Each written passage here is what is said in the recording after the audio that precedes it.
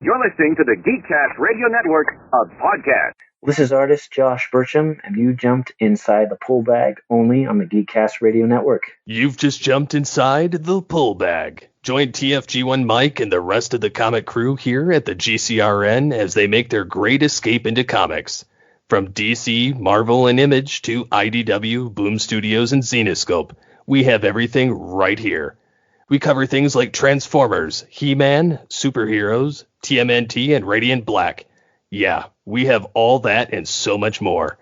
It's all inside the pull bag here on the Geekcast Radio Network.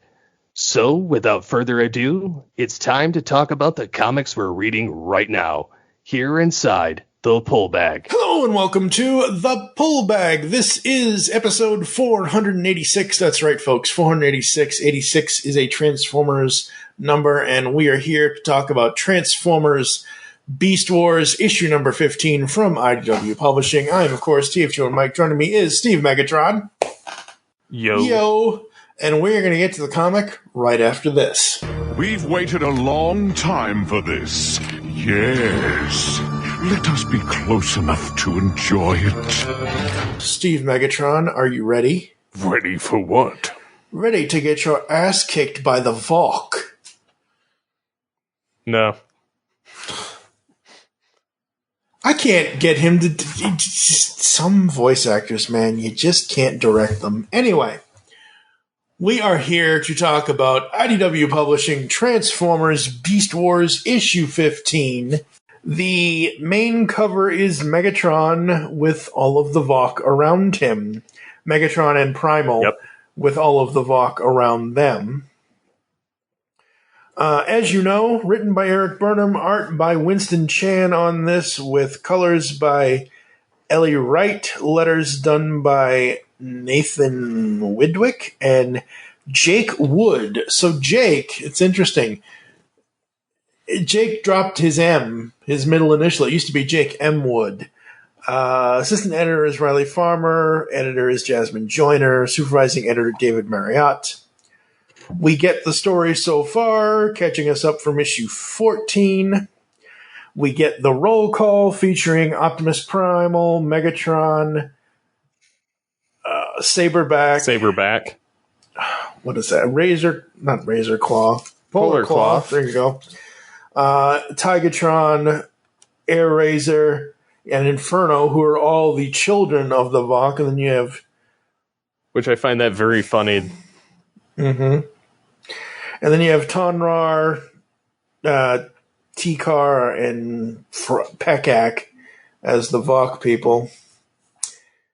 And yeah, we start this off with Optimus Primal wondering where they are, and he and Megatron are trapped in some really powerful stasis electro fields. I love on the Comixology app on every smart device out there, like mobile phones and things like that, on the guided view, it zooms in because Primal is kneeling, and Megatron says, well, if nothing else, I got to see that. And, like, the panel in the guided view is, like, super zoomed in on his heels, like he has, like his feet are actual heels. I think that's hilarious.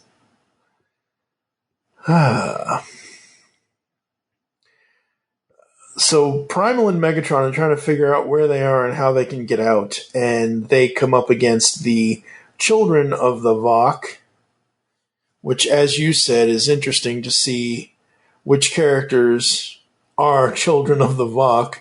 That's one way to introduce them, a new and different way to introduce them.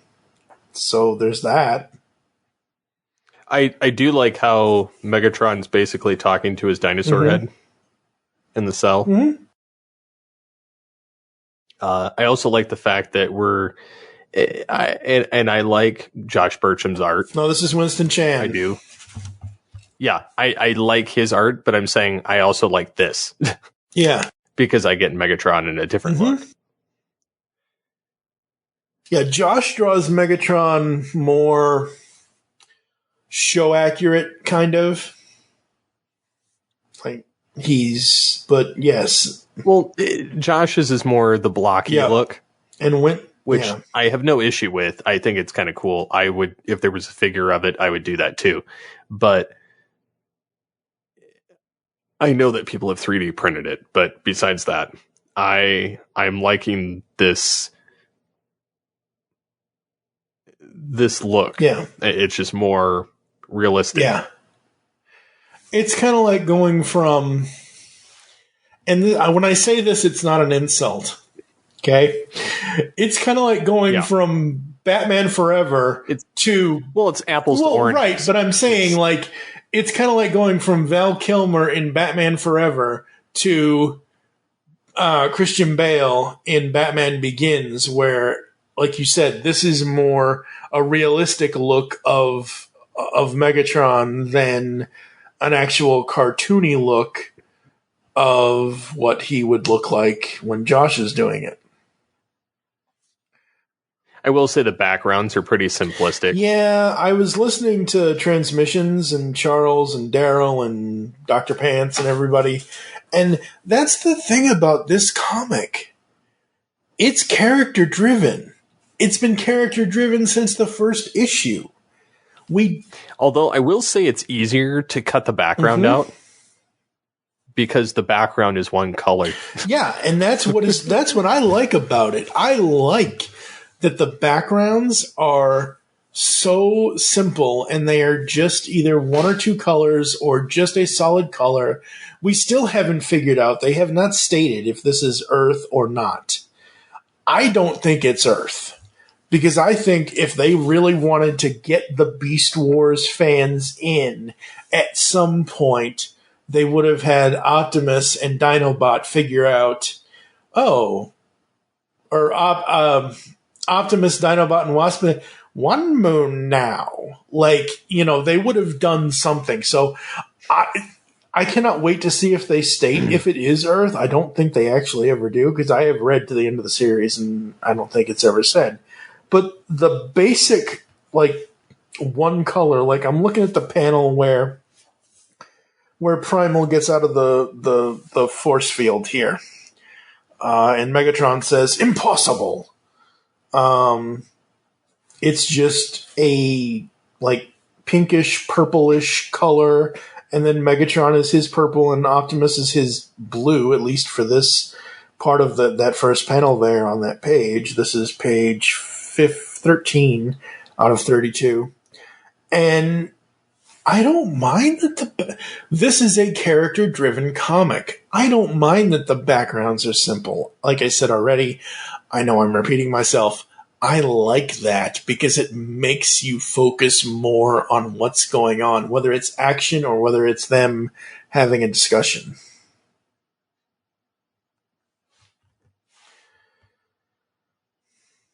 So, yeah, I'm really enjoying like I said, the art, but I'm also enjoying the direction.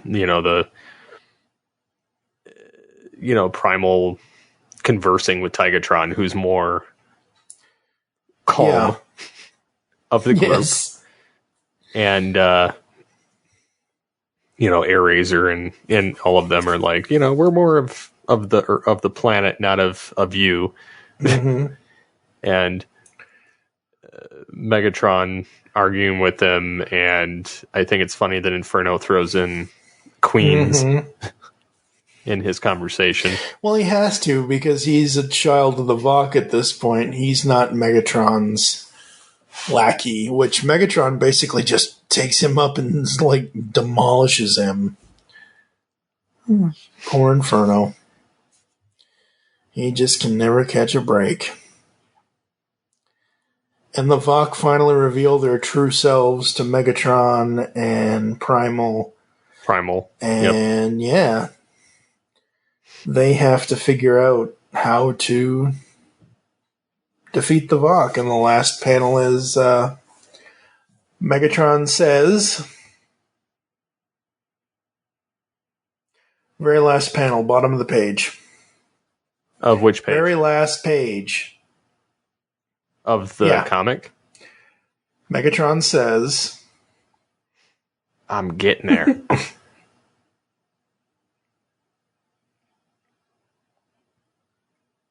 because I was skimming other parts of it. Is it the part where he says Yes. we're doomed? We're doomed.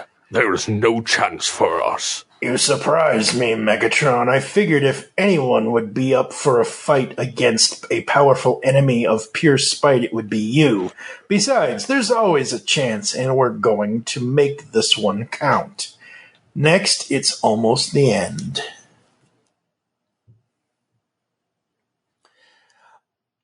I think it's the VOC. Funny that they agree to stand back at Primal's request, Yeah. despite Megatron's irritation and being scanned. Yeah, absolutely.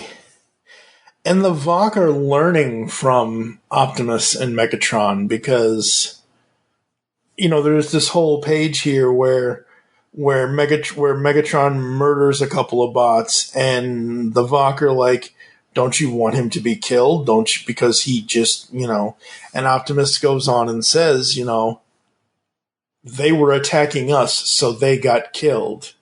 He's, we're not going to straight up murder somebody. He's going to have his day in court kind of thing. I like that. I like that they're teaching the VOC something. It's kind of like any of those versions of It's a Wonderful Life.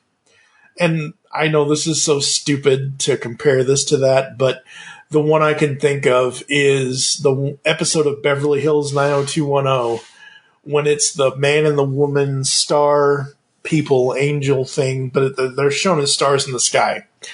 And they're arguing back and forth, and then they see what Jason, Brandon, and Brenda, and all of them do to come together to fix an issue or something. It's the same thing here, where the VOC are like, "Why would you do that? Why would you?"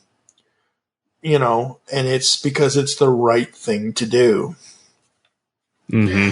One of the things I absolutely love, and we always absolutely love the alternate covers, but the cover art for this on the pull bag will be Megatron close up on his face. This is done by James Marsh, with him holding an Optimus Primal plushie, basically crushing it in his fist. I love that. I do like that one. So awesome. So very awesome. Anything else? Is there anything you didn't say about issue 15? Is there anything else you want to say about it? I mean, I really like the art and the hair on like Tigatron and in Air-Razor. I like the fact that Primal figures out how to get out by watching them. Yeah, that was cool. Because he transforms into beast mode, touches it, and he's like, shing, and then Megatron's like, impossible. Mm-hmm. And then they both escape. And, the VOC are kind of watching and waiting as they put them through the paces. And I think it's funny how Megatron takes them all out, but Primal's doing it like smacking them. Yes. Like very calmly. Yep. And... But Megatron, when he's in beast mode and he takes out Polar Claw. Yeah. And Polar Claw is like, oh, this is less fair a fight off the ground. Release me and fight more honorably. And Megatron's like, no. And Inferno's like, you killed him. That should be obvious. Yes. Acid, what comes next? And then gets into the fight. And, I think it's funny how Primal and Megatron have to work together, to take him out. And then he finds them both kind of cloaked. Yep. Saberback and Inferno.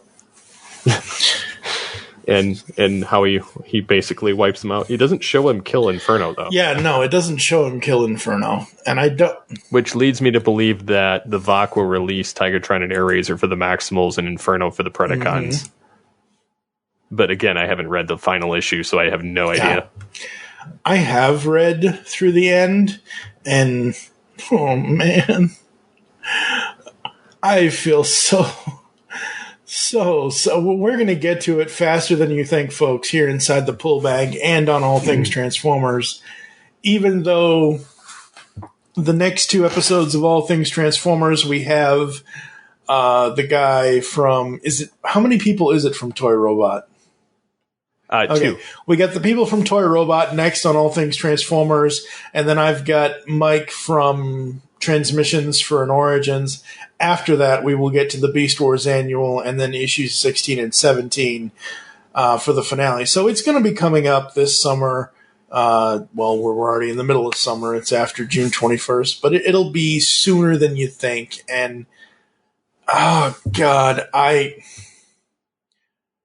wish IDW was not losing the license, because I just feel like they just started. Like, they didn't get...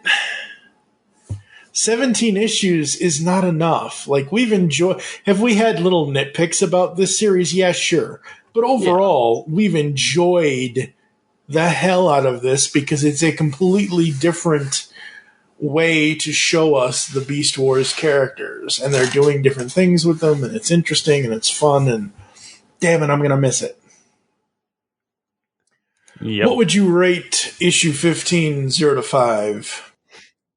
I'll probably get it a 5. I really enjoyed the banter between the 2 leaders, and then the fact that they took out the Vok, and you get to see a brand new plethora of Autobot or Maximal Predacon variants. Yep. Yeah, absolutely. I am also going to give it a 5. There wasn't anything in here that I didn't really super enjoy, and like you said, it's all about the character and how Primal and Megatron eventually decide to team up, at least for now, kind of thing. So it's so much fun. All right, folks, that's going to do it for us here inside the Pull Bag, and also on All Things Transformers. For the Pull Bag, you've just heard the comic review, but over on All Things Transformers, everyone heard our news catch-up coverage. Where can the people find you online, sir? Well, they can find me on the Twitters at SCP21. You can also follow at Geekcast Radio for all the other network updates, at the Pullbag for our updates here on this podcast, at All Things TFV3 for that show. I am at TFG1Mike.